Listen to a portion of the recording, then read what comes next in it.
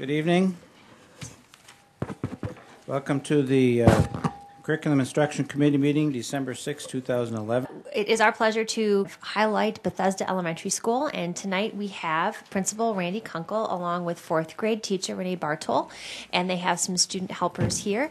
Going to talk a little bit about their school improvement plan, and then I think you're going to have a lot of fun learning from the students tonight. And one of the items that is very important is the one we're going to be highlighting is working on increasing effective student involvement in developing rubric proficiency descriptors, and that's what we're going to show you a little bit about tonight. And a rubric is can be used in a variety of ways, and Ms. Bartol, I'm going to let you talk a little.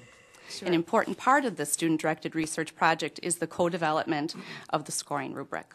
By involving students in the creation of the project criteria and rubric, students knowing their targets inside and out, they become very aware of what each proficiency descriptor means.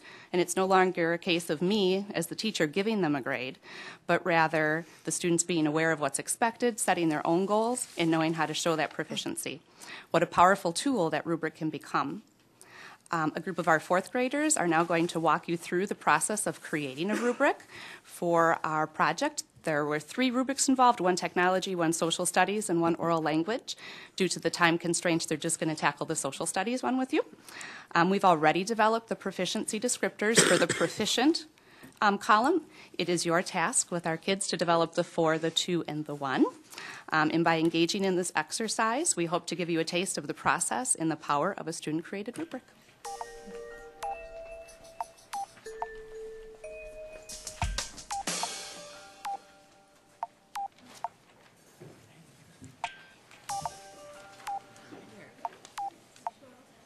Nice to meet you.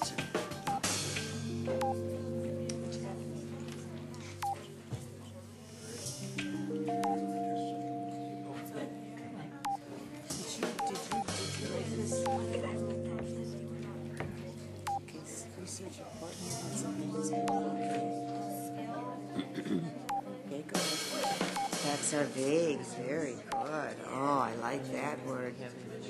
Facts are vague. You are smart. All right, rubric masters, if you'd come on back and say thank you to the board member you're working with. Fully answer. Maybe it'll give some answers, but not fully. So I want to do that. Thank you to our students. We just wanted to give you a little flavor of that process. And, of course, as the year progresses, the kids get more and more efficient at that process. But part of the magic is the questions they ask themselves. If a 15 is a proficient and I only do 8 really well, is that still a proficient? Or if I do 32 but only 18, and so, I mean, they're really asking them some really great questions. So, and we'd be glad to take a minute to answer any questions you have. We know we have a full agenda, so. I'll ask a few. Let me just ask, because I want to get back to why we're doing this, why you're doing this. So them to have an understanding of what a rubric means, or? I think a big piece of what we're getting better at is helping kids learn to self-assess their own learning. Okay. And also to use, in this case, a rubric as a formative assessment.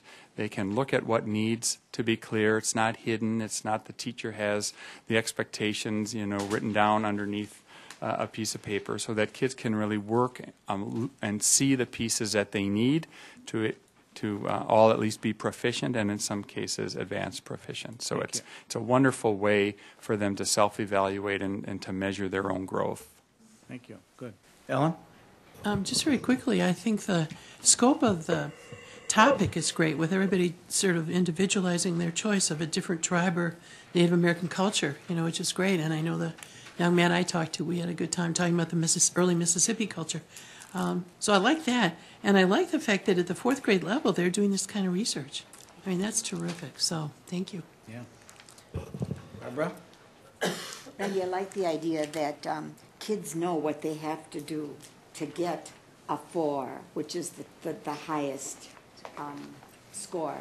etc. So they know what they have to do, and I like that, so that there's a clear understanding of what I have to do. And then if I'm not at number 4 or don't understand what I have to do to get number 4, then I can discuss that with my teacher or maybe other classmates, because kids learn so well from each other. And the piece about the 4 is that it's offered to everyone. Yes. But historically, they should be challenging to the point that not everyone's getting a 4. But we do provide that because of those higher level thinkings. But they know what they could do to start thinking in that way. He had shared a couple things that we're focused on getting a 3, 4 if we can, which is good, and that there's a no excuses. You should never get a 0, and teachers do not allow for a 0. Even if you're sick, you got to make up the work. And so that was a really good thing that I learned. Thank you for sharing that with me, Maddie. I think it's just great that we're setting the expectation of what the kids need to excel, and the kids know more about creating a rubric than I did. I mean, it's just great. We were just saying how wonderful it is to just now sit back and watch the Yes. kids do their magic, and that's the best part. And I think we should also compliment the kids on their ability to come up here and face us.